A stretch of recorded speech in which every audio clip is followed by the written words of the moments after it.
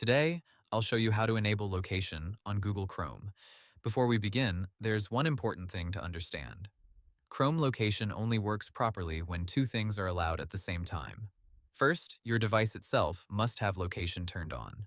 Second, Chrome must be allowed to use location, and the website also needs permission if it asks for it. Google says Chrome normally asks when a site wants to use your location, and you can choose whether to allow it. If you're using Chrome on a computer, open Chrome and click the three dots in the top right corner.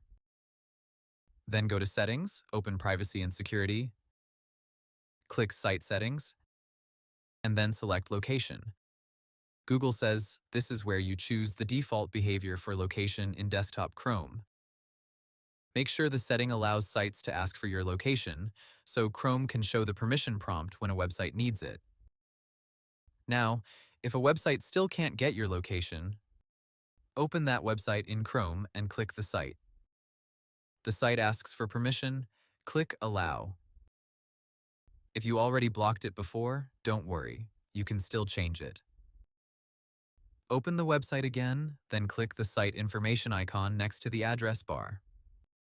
From there, find the location permission and change it to Allow. If the website still doesn't work, check your computer's location settings too.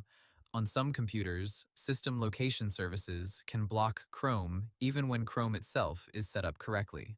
So if needed, turn on location in your computer's main privacy or location settings, then refresh the page and try again. One more thing to remember is that a website can only use your location if you give that specific site permission. So even if Chrome location is enabled in general, each site may still ask you separately the first time. And that's how to enable location on Google Chrome. Hope the tutorial was helpful. Subscribe to my channel and see you in the next video.